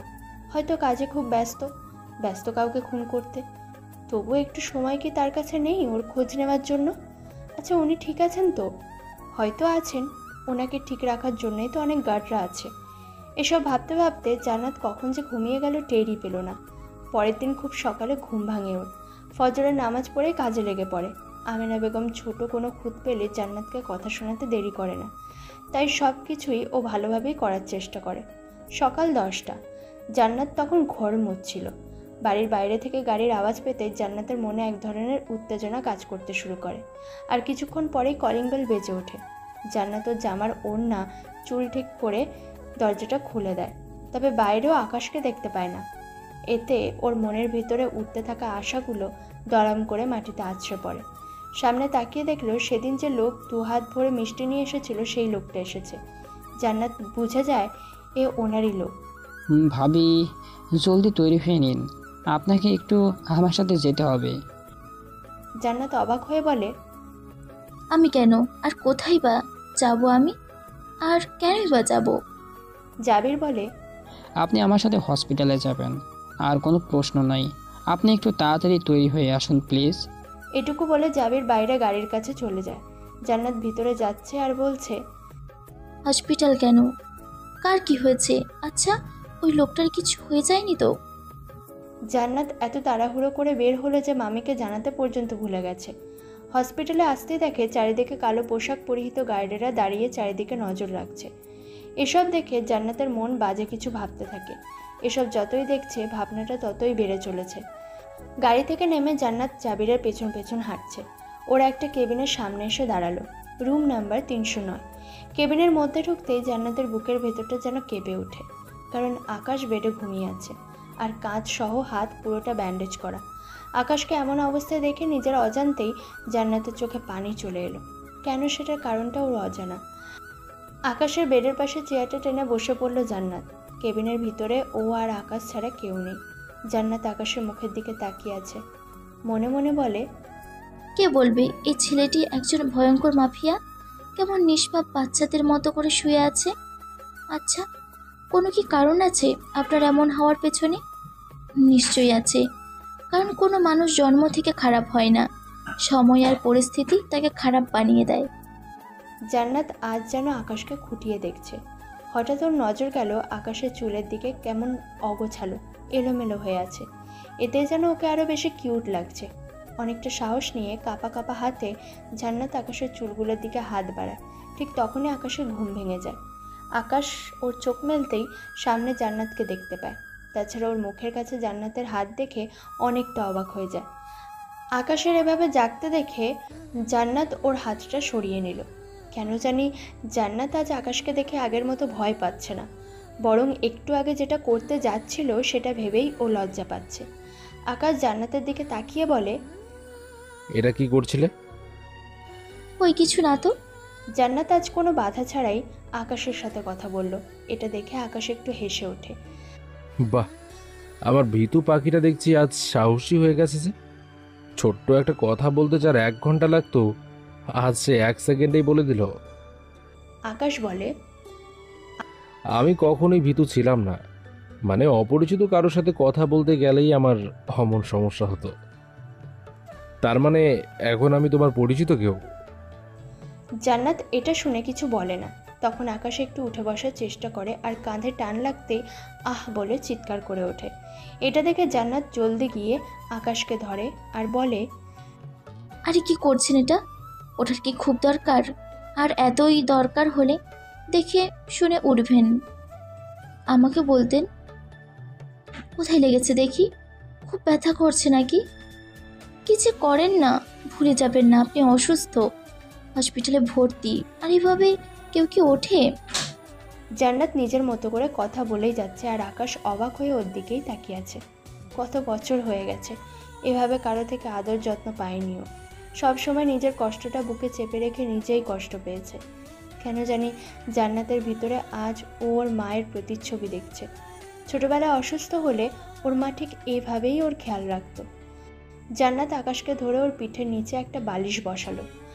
জান্নাত, আমার মনে হয় আমি তোমার প্রেমে পড়ে গেছি, ভালোবেসে ফেলেছি তোমাকে। তুমি কি একান্ত আমার হবে? হঠাৎ আকাশের মুখে এমন কথা শুনে জান্নাত যেন আকাশ থেকে নিচে পড়ল। হাঁ করে তাকিয়ে আছে আকাশের দিকে, কি বলবে ভেবেই পাচ্ছে না। তখনই দরজা খুলে জাবির ভিতরে চলে আসে আর জান্নাতকে আকাশের এত কাছে দাঁড়িয়ে থাকতে দেখে। তাছাড়া ওদের দুজনকে দুজনের দিকে তাকিয়ে থাকতে দেখে। বিনা শব্দ করেই আবার সেখান থেকে চলে যায় আর কেবিনের বাইরে গিয়ে হাসতে থাকে। জান্নাত আকাশের থেকে একটু পিছিয়ে আসে। কেমন যেন অস্বস্তি লাগছে, মনে হচ্ছে খুব গরম লাগছে। আকাশ জান্নাতের ব্যাপারটা বুঝতে পেরে ওকে শান্ত করানোর জন্য বলে, তোমাকে কি জাবির গিয়ে নিয়ে এসেছে? জাবিরের কথা বলতেই জান্নাতের মাথায় আসে ও কিছু সময় আগে আকাশের জন্য কিছু খাবার এনেছিল, বলেছিল ঘুম ভাঙলে যেন এগুলো খেয়ে নেয়। জান্নাত উঠে গিয়ে খাবারগুলো আকাশের সামনে আনে। আপনার সাথে ওই লোকটা বলেছিল আপনার ঘুম ভাঙলে এগুলো খেয়ে নিতে। আকাশ জান্নাতের দিকে তাকায়, কিছু একটা ভেবে বলে, পরে খেয়ে নেব না। পরে কেন খাবেন, এখনই খেয়ে নিন। তাছাড়া এগুলো গরম গরমই খেতে হয়। তখনই জান্নাতের চোখ পড়ে আকাশের হাতের দিকে। ডান হাতটায় তো ব্যান্ডেজ করা, তাহলে খাবেটা কি করে? কিছু একটা ভেবেও চামচে একটু স্যুপ নিয়ে আকাশের মুখের সামনে ধরে। আকাশ হেসে সেটা খেয়ে নেয় আর সাথে সাথে চিৎকার দিয়ে বলে, আহ, গরম, এটা খুব গরম।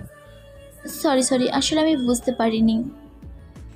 জান্নাত এবার ফু দিয়ে দিয়ে আকাশকে খাওয়াতে থাকে আর আকাশ কোনো কথা না বলেই সেগুলো খেতে থাকে। কিছু সময় আগে আকাশে চিৎকার করে মুখ ভাঙিয়ে গরম গরম বলে স্টাইলটা মনে পড়তেই জান্নাত হেসে ওঠে। আকাশ হা করে ওর মুখের দিকে তাকিয়ে আছে। কি মায়াময় একটা হাসি, দেখলেই যেন প্রাণ মন জুড়িয়ে যায়। আকাশ যেন ওর এই হাসিটা আবার নতুন করে প্রেমে পড়ে গেল। আকাশ ওর বাম হাত দিয়ে বুকের বাঁ পাশটা চেপে ধরে। এটা জান্নাতের চোখে পড়তেও বলে, কি হয়েছে? তোমার হাসিটা না সোজা আমার এখানে এসে লাগলো। দেখতে দেখতে অনেকটা সময় কেটে গেল। বিকালে আকাশকে রিলিজ করে দিল। রিলিজ দেওয়ার পরে জান্নাতকে বাড়ি পৌঁছে দিচ্ছে আকাশ। তবে আজ গাড়িটা ড্রাইভারই গাড়ি চালাচ্ছে। বাড়ির সামনে আসতে জান্নাত যখন গাড়ি থেকে নেমে যাচ্ছিল তখন আকাশ ওকে ডেকে বলে, আমার উত্তরটা কিন্তু এখনো পাইলাম না, তবে অপেক্ষায় থাকলাম। এটা বলে সেখান থেকে চলে গেল আকাশ। জান্নাতের মনটা আজ অনেক খুশি। বারবার মনে হচ্ছে ও এখন আর আগের মতো একা নেই, কেউ একজন আছে যে ওকে ভালোবাসে। অনেকটা সাহসী মনে হচ্ছে নিজেকে। এসব ভাবতেই ওর অন্যরকম মনে হচ্ছে। জান্নাত যখন জাবিরের সাথে হসপিটালে যাচ্ছিল তখন আমেনা বেগম দেখছিল যে জান্নাত গাড়িতে উঠে কোথাও যাচ্ছে। বাড়ির ভিতরে পা রাখতেই আমেনা বেগম ওকে বলে, তাহলে ফিরে আসলি, নষ্টা মেয়ে কোথাকার। তো আজ কোন হোটেলে গিয়েছিলি? যেমন তোর মা বাইরে যেত ঠিক তেমনভাবেই তুইও গিয়েছিলি। ছি, লজ্জা করে না তোর? জান্নাতের মনটা নিমেষে খারাপ হয়ে গেল, চোখ দুটো ভারী হয়ে এলো। মামি, তুমি আমাকে এমন কথা বলতে পারলে? তুমি না মা হয়ে মেয়েকে এমন কথা বলতে তোমার মুখে কি এতটুকু বাঁধলো না? এটুকু বললে জান্নাত কান্না করে দেয়। তোর মতো নষ্ট মেয়ের মা আমি না, নষ্ট মায়ের নষ্ট মেয়ে তুই। ছি মামি, তোমার জন্য আমার মনে যতটুকু সম্মান যতটুকু ছিল আজ সেটাও শেষ হয়ে গেল। তুমি সত্যি একটা কলঙ্ক, তুমি নারী জাতির কলঙ্ক। আমেনা বেগম চোখ পাকিয়ে বলে, বাহ, তোর মুখেও তো বুলি ফুটেছে দেখছি, আমার মুখে মুখে তর্ক করিস? তোমার সাথে কথা বলার কোনো ইচ্ছে আমার নেই, তর্ক তো দূরের কথা। এটুকু বলে জান্নাত নিজের রুমের দিকে চলে গেল। আমিনা বেগম বলে, আমার মুখের উপর তর্ক করা, তোকে এমন শাস্তি দেব যাতে তর্ক করা তো দূরে থাক, কথা বলতেও ভুলে যাবি তুই।